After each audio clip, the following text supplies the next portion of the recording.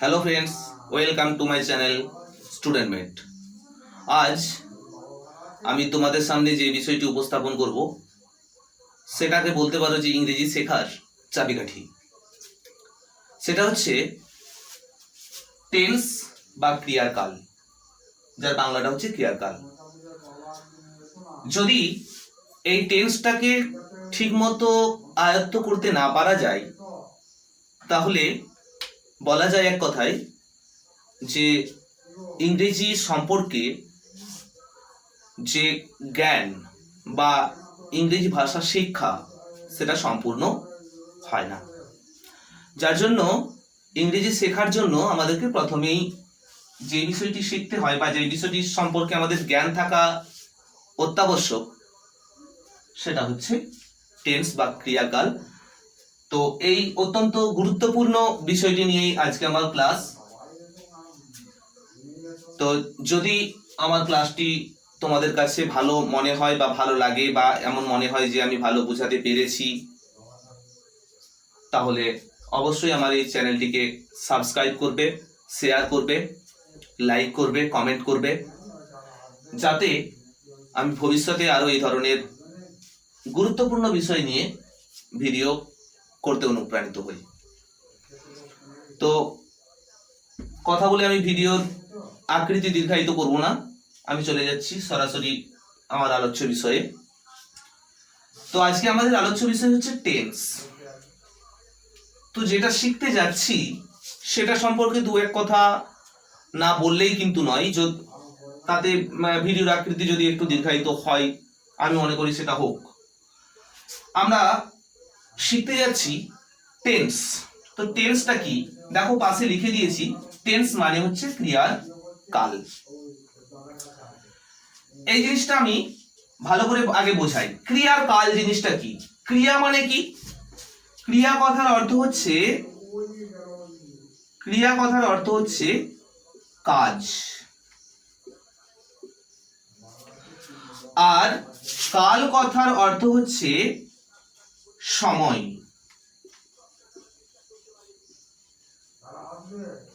তাহলে ক্রিয়ার কাল কথাটার অর্থ হলো কাজ করার সময়। কাজ করার সময় বলতে অর্থাৎ কোনো একটা কাজ ঠিক কোন সময়টাতে হচ্ছে সেই সময়টাকে চিহ্নিত করে নেওয়াটাই হচ্ছে ক্রিয়ার কাল। সেই সময়টাকে চিহ্নিত করতে পারা, সেটাই হচ্ছে ক্রিয়ার কাল। যেমন কোনো একটা কাজ ধরো বর্তমান কালে হতে পারে, সেই কাজটা আগে হয়ে থাকতে পারে, অতীতকালে হতে পারে যেটাকে আমরা বলি, আবার হয়তো ভবিষ্যতে হবে এরকম হতে পারে, সেটাকে আমরা বলি ভবিষ্যৎকাল। তাহলে এই যে ক্রিয়ার কাল, এটা যেটা ইংরেজিতে টেন্স আর বাংলাতে হচ্ছে ক্রিয়ার কাল, সেটা আমরা যেহেতু ইংরেজি টেন্স নিয়ে আলোচনা করছি, ক্রিয়ার কাল ব্যাপারটা আমি বলবো না। টেন্স তাহলে কত প্রকারের হতে পারে? টেন্স 3 প্রকারের হতে পারে। 1 নম্বর, সেটা হচ্ছে প্রেজেন্ট টেন্স।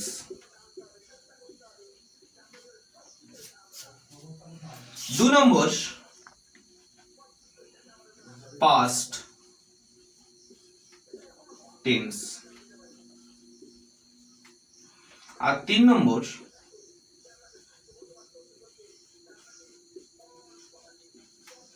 Future tense. তো এগুলোর বাংলাগুলো বলারও প্রয়োজন আমার মনে হচ্ছে যে প্রয়োজন আছে। তার কারণ আমরা যত ইংরেজি শিখতে যাই না কেন, আমরা সর্বোপরি আমরা মনে প্রাণে তো বাঙালি, তাই বাংলা অর্থটা আমাদেরকে অবশ্যই জেনে রাখা জরুরি আমাদের। প্রেজেন্ট টেন্সের বাংলাটা হচ্ছে বর্তমান কাল,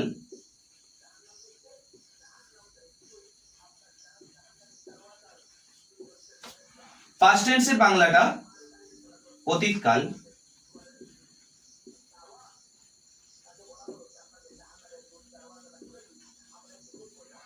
আর ফিউচার টেন্সের বাংলাটা হলো ভবিষ্যৎ কাল। তাহলে টেন্সকে মূলত তিনটা ভাগে ভাগ করা যায়, যেটা হচ্ছে প্রেজেন্ট টেন্স, পাস্ট টেন্স আর ফিউচার টেন্স। কিন্তু এখানেই শেষ নয়। বর্তমান কাল যদি নিয়ে আমি ভাবি, বর্তমান কালেরও কিন্তু অনেকগুলো ভাগ থাকবে। অর্থাৎ বর্তমান কালে কাজটা ঠিক কোন সময়ে হচ্ছে একবারে টু দা পয়েন্ট যদি আমাকে বলতে হয়, তাহলে কিন্তু চারটা রকম ভাবে ভাগ করা যাবে প্রত্যেকটা টেন্সকে। তাহলে প্রত্যেকটা টেন্সকে আবার আমরা কত প্রকার করে ভাগ করব, কয় ভাগে করে ভাগ করব? 4 ভাগে করে। প্রত্যেকটা কিন্তু 4টা করে ভাগ হবে। সেই ভাগগুলো আমি বলছি, যে ভাগগুলো প্রত্যেকটা টেন্সের ক্ষেত্রেই কিন্তু হবে। পরপর আমি বলে যাচ্ছি। যেমন প্রত্যেকটা টেন্সের ক্ষেত্রেই আমাদের যেটা হয়ে থাকে, প্রথমত ইনডেফিনাইট, INDEFINITE,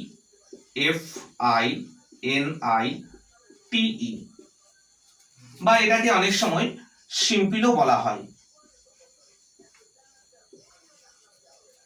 মানে কি আমি বলতে চাইছি যে প্রেজেন্ট টেন্সেরও ইনডেফিনাইট বা সিম্পল হবে, পাস্ট টেন্সেরও ইনডেফিনাইট বা সিম্পল হবে, আবার ফিউচার টেন্সেরও ইনডেফিনাইট বা সিম্পল হবে।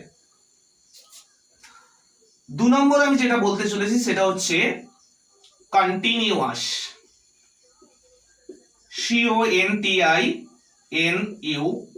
CONTINUOUS। এই বানানটা খুব গোলমেলে, একটু ভালো করে মনে রাখতে হবে। CONTINUOUS, continuous. মানে আমি আবারও বলছি, প্রেজেন্টেরও কন্টিনিউয়াস হবে, পাস্টেরও কন্টিনিউয়াস হবে, আবার ফিউচারেরও কন্টিনিউয়াস হবে। 3 নম্বর যেটা আছে সেটা হচ্ছে পারফেক্ট।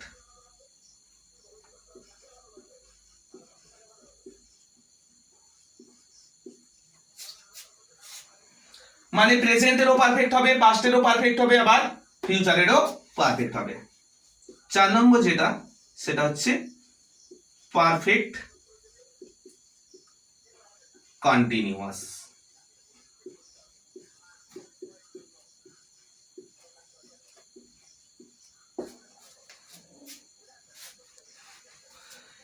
এগুলো যদি আমি আবার বাংলা বলি তাহলে এরকম হবে। ইনডেফিনাইট বা সিম্পলটা হচ্ছে সাধারণ,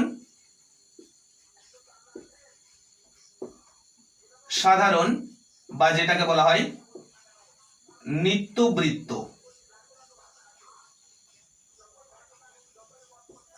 কন্টিনিউয়াসে যদি বাংলাটা বলা হয় তাহলে হবে এরকম চলমান বা ঘটমান। পারফেক্টের বাংলাটা যেটা হবে সেটা হচ্ছে পুরাঘটিত।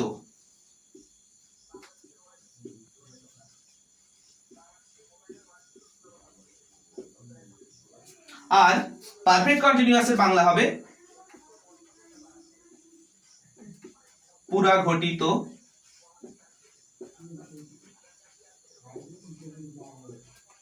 চলমান বা ঘটমান। তো আমি যখন প্রত্যেকটা টেন্সের এই 4টা করে ভাগ নিয়ে আলোচনা করব তখন আবার ডিটেইলসে বলবো।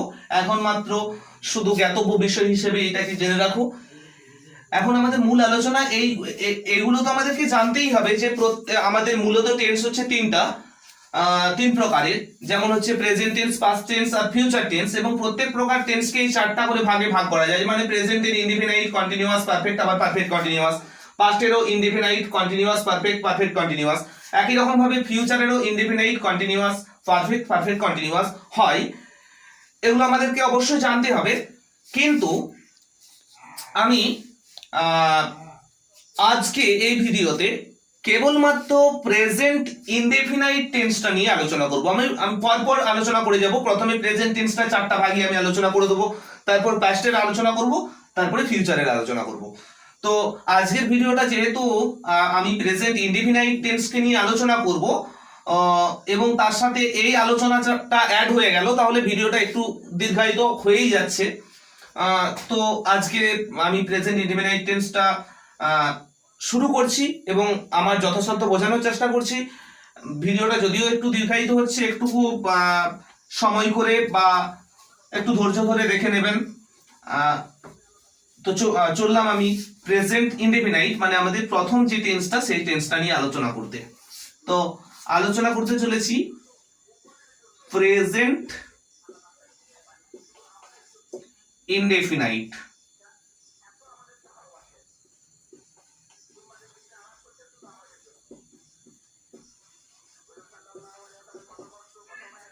প্রেজেন্ট ইনডেফিনাইট টেন্স, যেটার বাংলাটা হচ্ছে সাধারণ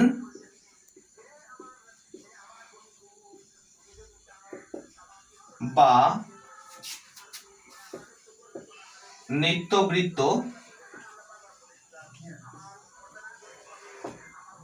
বর্তমানকাল।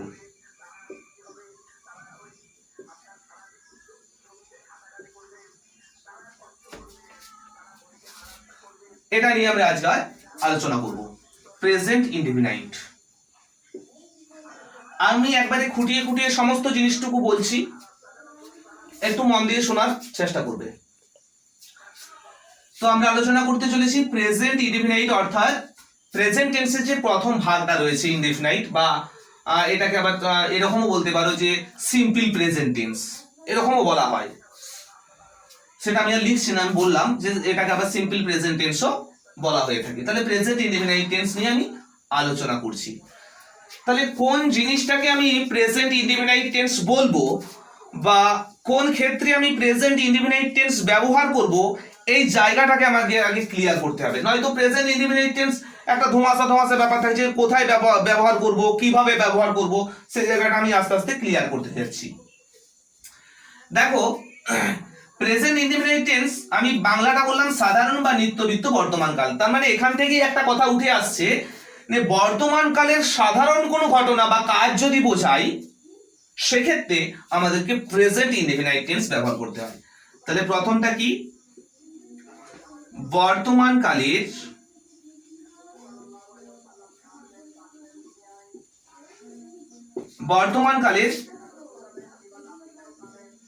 সাধারণ কোনো কাজ বা ঘটনা বোঝাতে আমরা প্রেজেন্ট ইনডেফিনাইট টেন্স ব্যবহার করব। তো বর্তমানকালের সাধারণ কোনো কাজ বা ঘটনা কিরকম হবে? সেই কাজটা বর্তমান কালে হতে হবে এবং সেটা সাধারণভাবে হতে হবে। যেমন আমি যদি বলি যে আমি ইউটিউবে ক্লাস করি, আমি ইউটিউব চ্যানেলে ক্লাস করি, তার মানে কি বর্তমানকালে সাধারণভাবে এটা করা আমি এখন করছি, বর্তমানকালে সাধারণ কোনো কাজ একটা হয়ে যাচ্ছে। এবার যদি বলি যে আমি খাই, আমি যাই, আমি দেখি, তাহারা বিদ্যালয়ে যায়, তাহারা বাজারে যায়, এই যে বর্তমানকালের সাধারণ যে কাজগুলো, এইগুলোকে যখন আমরা ইংরেজিতে লিখতে যাব তখন কিন্তু আমাদেরকে এই প্রেজেন্ট ইনডেফিনাইট টেন্সটা ব্যবহার করতে হবে। তাহলে বুঝতে পারছো যে টেন্সের ব্যবহারটা ঠিক কোথায় হবে। মানে একটা সেন্টেন্সকে যখন আমি ইংরেজিতে ঠিকঠাক ভাবে লিখতে যাব, সেই ইংরেজিটা কিভাবে ঠিকঠাক ভাবে করতে হবে সেটা কিন্তু তবেই ঠিকঠাক ভাবে লেখা যাবে যদি আমার টেন্সটা ঠিকঠাক ভাবে জানা থাকে। তাহলে প্রথম কথা হচ্ছে বর্তমানকালের এরকম সাধারণ কোনো কাজ, আমি খাই, আমি যাই, তারা মার্কেটে যায়, তারা স্কুলে যায়, এই ধরনের যে কাজগুলো, এগুলোর ক্ষেত্রে কিন্তু আমরা প্রেজেন্ট ইনডেফিনাইট টেন্স ব্যবহার করব। এটা গেল 1 নম্বর। 2 নম্বর, আমি আগে লিখে দিই ব্যাপারটা, তারপরে আমি বোঝানোর চেষ্টা করছি। 2 নম্বর ক্ষেত্রে আরো জায়গাতে প্রেজেন্ট ইনডেফিনাইট টেন্স ব্যবহার করা যায়, সেটা হচ্ছে চিরন্তন কোনো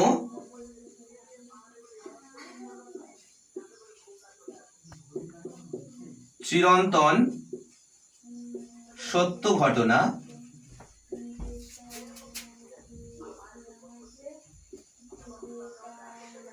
বোঝাতে। কোন চিরন্তন সত্য ঘটনা বোঝাতে, বা চিরন্তন সত্য ঘটনার ইংরেজিটা হয়ে যায় ইউনিভার্সাল ট্রুথ। ইউনিভার্সাল ট্রুথ, চিরন্তন সত্য ঘটনা। তাহলে কোন চিরন্তন সত্য ঘটনা বা ইউনিভার্সাল ট্রুথ বোঝাতে আমরা প্রেজেন্ট ইনডেফিনাইট টেন্স ব্যবহার করব। আমি তো বলে দিলাম যে চিরন্তন সত্য ঘটনা বা ইউনিভার্সাল ট্রুথ, তোমরা বুঝবে কি করে যে কোনো একটা কাজ ইউনিভার্সাল ট্রুথ বা চিরন্তন সত্য ঘটনা? আমি বলে দিই, আমাদের এই বিশ্ব ব্রহ্মাণ্ডে এমন কিছু কাজ আছে যে কাজগুলো আমরা যদি একটু খেয়াল করে দেখি বুঝতে পারবো যে আমাদের এই বিশ্ব ব্রহ্মাণ্ডে এমন কিছু কাজ রয়েছে যে কাজগুলো অতীতকালে ঠিক যেই অর্ডারে যেইভাবে সংঘটিত হয়ে আসছিল বর্তমানকালে কিন্তু সেইভাবেই হয়ে আসছে, এবং অদূর ভবিষ্যতের দিকেও যদি আমরা তাকিয়ে আন্দাজ করার চেষ্টা করি তাহলে বুঝতে পারবো যে ভবিষ্যৎকালেও কিন্তু সেই কাজগুলো একই রকম ভাবে হবে, তাদের নিয়মের কোনো হেরফের হবে না, একই অর্ডারে একইভাবে কিন্তু কাজগুলো হয়ে যাবে। এই ধরনের কাজগুলোকে আমরা বলে থাকবো চিরন্তন সত্য ঘটনা বা ইউনিভার্সাল ট্রুথ। ফর এক্সাম্পল, আমি যদি এক্সাম্পল দিই, একটা প্রকৃষ্ট উদাহরণ বলা যায় যেটা প্রত্যেকটা টিচারই কিন্তু ব্যবহার করে থাকেন, প্রত্যেকটা টিচার ব্যবহার করে থাকেন এই উদাহরণটা, যে সূর্য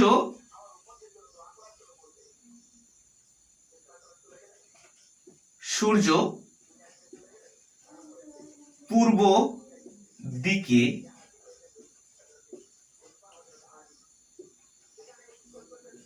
ওঠে। সূর্য পূর্ব দিকে ওঠে।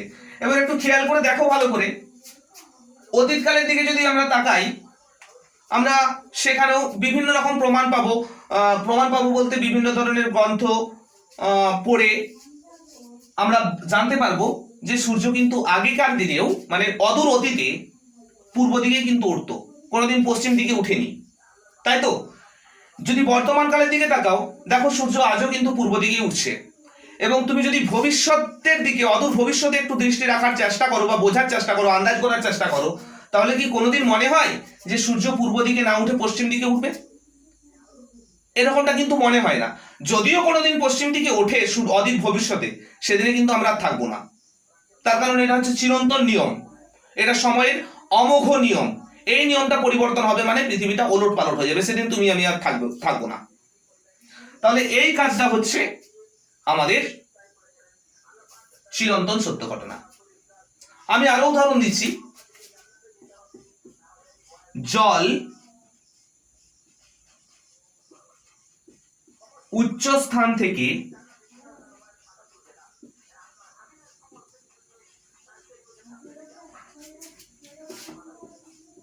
নিম্ন স্থানের দিকে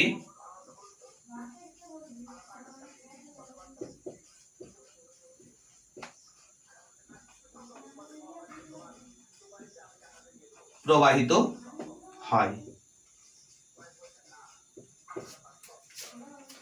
একটু ভালো করে দেখো তো, এই নিয়মটার কি কোনোদিন পরিবর্তন কোথাও হয়েছে?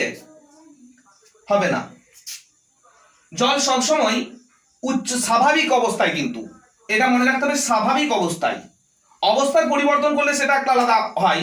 তুমি যদি প্রেসার দিয়ে মেশিনের সাহায্যে জলটাকে উপরের দিকে নিয়ে যাও সেটা কিন্তু স্বাভাবিক অবস্থা নয়, সেটা একটা বিশেষ অবস্থা। সেই বিশেষ অবস্থা বাদ দিয়ে স্বাভাবিক অবস্থায় কিন্তু জল সবসময় উচ্চ স্থান থেকে নিম্ন স্থানের দিকেই প্রবাহিত হবে, কোনোদিন স্বাভাবিকভাবে কিন্তু নিম্ন স্থান থেকে উচ্চ স্থানের দিকে জল প্রবাহিত হতে পারে না। আগেও এমনটাই ঘটতো, বর্তমানেও এমনটা ঘটছে, ভবিষ্যতেও এমনটাই ঘটবে। তাহলে এটাও একটা চিরন্তন সত্য ঘটনার উদাহরণ। তাহলে এই ধরনের যখন চিরন্তন সত্য ঘটনার আমরা পাবো, সেগুলোকে ইংরেজিতে লেখার সময় আমরা যেই টেন্সটা অবলম্বন করব সেটা হচ্ছে প্রেজেন্ট ইনডেফিনাইট টেন্স। তো 2 নম্বর গেল। আমি 3 নম্বর জায়গাটার কথা বলছি, যে জায়গাতে প্রেজেন্ট ইনডেফিনাইট টেন্স আমরা ব্যবহার করি।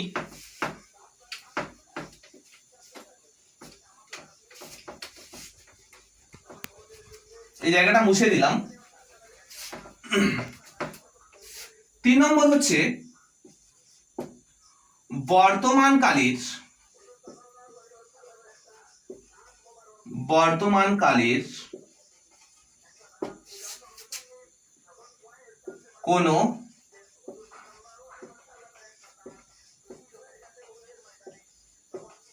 অভ্যাসগত কাজ বোঝাতে প্রেজেন্ট ইনডিফিনিট টেন্স ব্যবহার করা হয়। তাহলে বর্তমান কালের অভ্যাসগত কাজ মানে এই কাজগুলো আবার কি রকম, এগুলো একটু বোঝাতে হবে। বর্তমান কালের অভ্যাসগত কাজ বলতে সেই ধরনের কাজগুলোকে আমরা বলবো যেই কাজগুলো মানুষের একটা অভ্যাসে পরিণত হয়ে গেছে, মানে সেই কাজগুলো যদি একটা নির্দিষ্ট রুটিন মাফিক নিয়ম মাফিক যদি না করে থাকে তাহলে কোনো ব্যক্তির বিশেষ কিছু অসুবিধা হবে। প্রকৃষ্ট উদাহরণ বলতে পারো, আমরা আমাদের ফ্যামিলিতেই দেখে থাকি যে অনেকেরই হয়তো রাত্রিবেলায় রুটি খাওয়ার একটা অভ্যাস থাকে, যে সে প্রতিদিন রাত্রিতে রুটি খায়, সে প্রতি রাত্রিতে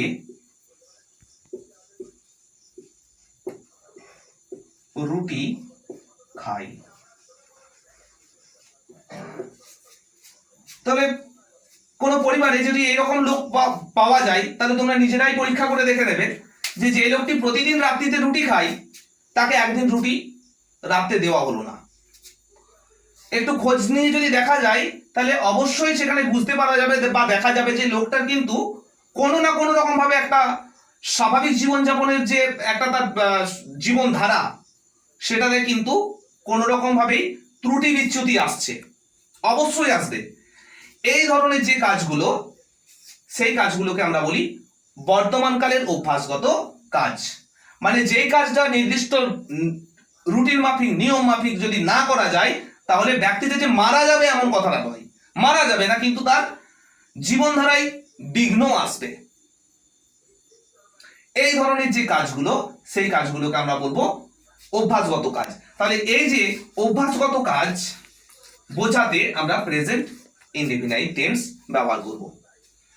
বাড়িতে যদি দাদু বাবা স্মোকিং করে থাকে, বিড়ি খায়, সিগারেট খায়, তাদেরকে কোনো রকম ভাবে তাদের বিড়ি সিগারেট একদিন লুকিয়ে দেবে, আত্মহত্যা করে নেবো এরকম একটা ভাব হয়ে যাবে, মরে যাবে না কিন্তু এরকম একটা ভাব হয়ে যাবে, ওটাও কিন্তু একটা অভ্যাসগত কাজ, অভ্যাসে পরিণত হয়ে গেছে। তাহলে এই ধরনের কাজগুলো কে আমরা বলবো অভ্যাসগত কাজ। তাহলে এই ক্ষেত্রেও কিন্তু আমরা প্রেজেন্ট ইনডেফিনাইট টেন্স ব্যবহার করব। মানে আমি এখন শুধু বলছি যে কোন কোন জায়গাগুলোতে প্রেজেন্ট ইনডেফিনাইট টেন্স আমি ব্যবহার করতে পারি। 4 নম্বর যে জায়গাটা আসছে সেটা হচ্ছে অতীতের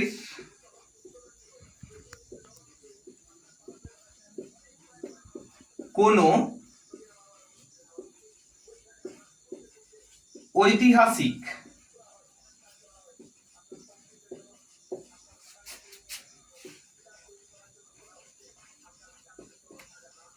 ঘটনাকে বর্তমানকালে দাঁড়িয়ে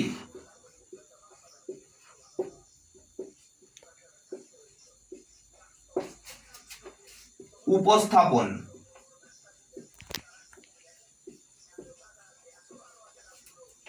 করার জন্য প্রেজেন্ট ইনডেফিনিট টেন্স ব্যবহার করা হয়। কি বললাম? অতীতের কোনো ঐতিহাসিক ঘটনাকে বর্তমান কালে দাঁড়িয়ে উপস্থাপন করার জন্য। বিষয়টা আমি আরো ভালো করে বুঝিয়ে বলি।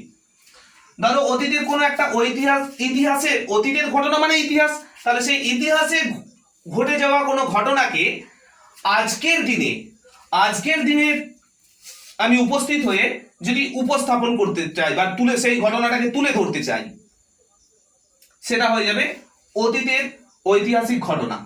সেটাকে যদি আজকের দিনে দাঁড়িয়ে আমি যদি উপস্থাপন করতে চাই তাহলে আমাকে প্রেজেন্ট ইনডেফিনিট টেন্স ব্যবহার করতে হবে। ফর এক্সাম্পল, প্রকৃষ্ট উদাহরণ, প্রত্যেক টিচারই এই উদাহরণটা ব্যবহার করে থাকেন যে 1947 খ্রিস্টাব্দে ভারতবর্ষ স্বাধীন হয়। ভারতবর্ষ স্বাধীন বা স্বাধীনতা পাই, স্বাধীনতা পাই। দেখো এই স্বাধীনতা পাওয়া ঘটনাটা বা এই কাজটা কিন্তু অতীতেরই কাজ, অতীতকালের কাজ, এবং এটা একটা ঐতিহাসিক ঘটনা বা এই ঘটনাটা আগে ঘটে গেছে। এই ঐতিহাসিক ঘটনাটাকে আজকের দিনে দাঁড়িয়ে যদি ওই কাজটাকে আমি যদি আজকের দিনে দাঁড়িয়ে উপস্থাপন করতে চাই, তাহলে কিন্তু আমাকে প্রেজেন্ট ইনডিফিনাইট টেন্সের ব্যবহার করে এটাকে লিখতে হবে। অথচ কিন্তু এটা অতীতের ঘটনা। কেন লিখতে হচ্ছে না, আজকের দিনে দাঁড়িয়ে আমি উত্থাপন করছি বলে ওই ঘটনাটাকে। ভারতবর্ষের স্বাধীনতা পাওয়ার ঘটনাটা 1947 খ্রিস্টাব্দে কিন্তু হয়ে গেছে,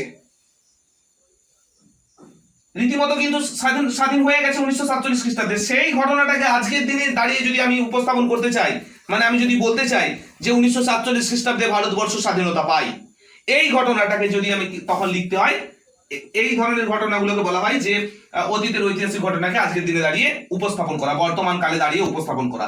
তখন এগুলোর ক্ষেত্রে আমরা কিন্তু প্রেজেন্ট ইনডিফিনিট টেন্সের ব্যবহার করব।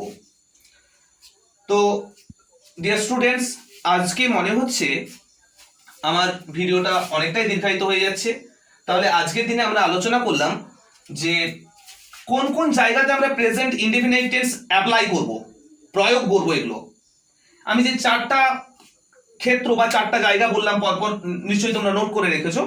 প্রথম ক্ষেত্র হচ্ছে বর্তমানকালের কোনো সাধারণ কাজ বা ঘটনা বোঝাতে। দ্বিতীয় ক্ষেত্রে আমি বললাম ইউনিভার্সাল ট্রুথ বা চিরন্তন সত্য ঘটনা বোঝাতে। তৃতীয় নম্বর বললাম যে বর্তমানকালের অভ্যাসগত কাজ বোঝাতে। আর চতুর্থ বললাম যে অতীতকালের কোনো ঐতিহাসিক ঘটনাকে বর্তমানকালে দাঁড়িয়ে উপস্থাপন করার জন্য এই জায়গায় আমরা অ্যাপ্লাই করতে পারি প্রেজেন্ট ইনডিফিনিট টেন্সে। তো প্রেজেন্ট ইনডিফিনিট টেন্সে অ্যাপ্লাই করব, সেটা কিভাবে লিখব, অর্থাৎ প্রেজেন্ট ইনডিফিনিট টেন্সে যদি আমি কোনো ইংরেজি লিখতে চাই তার গঠন শৈলীটা কেমন হবে, কিভাবে আমরা লিখবো, সেটা জানার জন্য তোমরা অবশ্যই চোখ রাখবে পরের ভিডিওতে। তার কারণ এই ভিডিওটা সত্যি অনেক দীর্ঘ হয়ে যাচ্ছে, অত ধৈর্য নিয়ে তোমরাও দেখতে হয়তো পারবে না, যার জন্য আমি এখানে ভিডিওটাকে বন্ধ করতে বাধ্য হচ্ছি। আমি পরের ভিডিওতে ওই গঠন শৈলী কিভাবে আমি লিখবো, ইংরেজিতে কিভাবে লিখবো ইনডিফিনিট টেন্স ব্যবহার করে, সেটা পরের ভিডিওতে দেখাচ্ছি। নমস্কার।